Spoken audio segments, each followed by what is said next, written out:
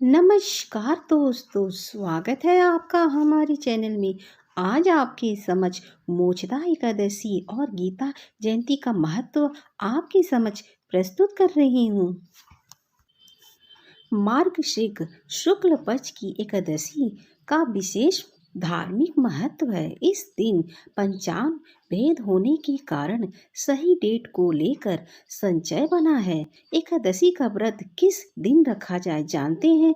सही डेट 2023 आहान यानी मार्गशीर्ष मास के शुक्ल पक्ष की एकादशी शुक्रवार 22 दिसंबर की सुबह 9 बजे से शुरू होगी। इसके बाद यह तिथि 23 दिसंबर की सुबह 7:41 पर खत्म हो जाएगी। 2 दिन एकादशी तिथि होने से इसकी तारीख को लेकर पंचांग भेद है। कुछ पंचांग भेद में 22 दिसंबर को और कुछ में 23 दिसंबर को एकादशी की सलाह दी गई है।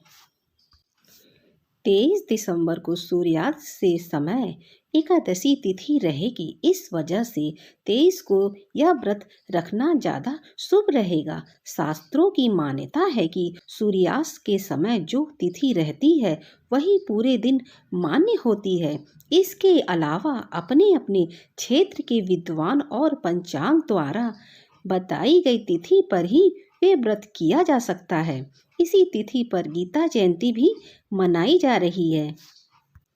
मोचदा एकादशी 2023 कब है? पंचांग के अनुसार शुक्रवार 22 दिसंबर की सुबह 9 बजे से एकादशी तिथि शुरू होगी। यह तिथि 23 दिसंबर की सुबह 7:41 पर खत्म हो जाएगी। 23 दिसंबर को सूर्यास्त के समय एकादशी तिथि रहेगी। इस वजह से 23 को यह व्रत रखना शुभ रहेगा। शास्त्रों की मान्यता है कि सूर्यास्त के समय जो तिथि रहती है वह पूरे दिन ही मान्य रहती है।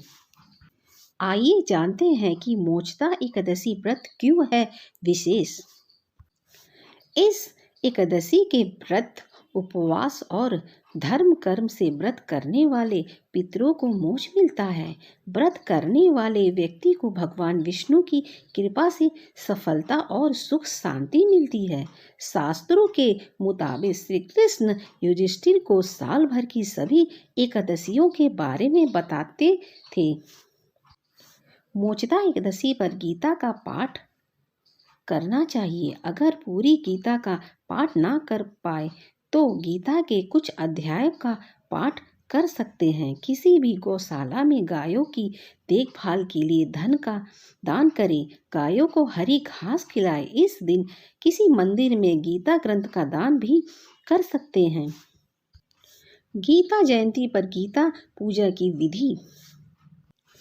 गीता जयंती के दिन सुबह ब्रह्म मुहूर्त में उठकर स्नान आदि से निर्मित हो जाए। इसके बाद भगवान विष्णु के श्री कृष्ण स्वरूप को प्रणाम करें। फिर गंगा जल का छिड़काव करके पूजा के स्थान को साफ करें। इसके बाद वहां चौक बनाकर और चौकी पर साफ कपड़ा बिछाकर भगवान श्री कृष्ण की प्रतिमा और भागवत गीता रखें। इसके बाद भगवान श्री कृष्ण और श्रीमद् भागवत गीता को जल, अक्षत, पीले पुष्प, धूप, दीप, नैवेद्य आदि अर्पित करें। इसके बाद गीता का पाठ जरूर करें। गीता दान करने से मिलता है पुष्प। श्रीमद् भागवत गीता में ही इस बात का जिक्र है कि इस परम ज्ञान को दूसरे तक पहुंचाना चाहिए। ऐसा करने से पुष्प मिलता है। वहीं कुछ ग्रंथों में भी कहा गया है कि ग्रंथ का दान महादानों में से एक है। भगवान के मुख से निकले परम ज्ञान का दान करने से जाने अनजाने में हुए हर तरह के पाप खत्म हो जाते हैं। जानिए गीता जयंती का महत्व। महाभारत युद्ध की शुरुआत में मार्गशीर्ष मास के शुक्ल पक्ष की एकादशी पर भगवान श्री कृष्ण ने अर्जुन को गीता का उपदेश दिया था। इसी वजह से इस ग्रंथ में कहीं भी श्री कृष्ण उवाच नहीं लिखा है। हर जगह श्री भगवान उवाच लिखा गया है। इसका अर्थ है, श्री भगवान कहते हैं कि गीता जयंती की तिथि को मोक्षदा एकादशी भी कहते हैं। जीने की कला सिखाती है गीता। श्रीमद् भागवत जीने की कला सिखाती है। गीता का मूल मंत्र यह है कि हमें हर स्थिति में कर्म करते रहना चाहिए, कभी भी निष्काम ना रहें, क्योंकि कर्म ना करना भी एक कर्म ही है और हमें इसका भी फल जरूर मिलता है। अगर मेरी वीडियो आपको अच्छी लगी तो हमारे चैनल को सब्सक्राइब करें।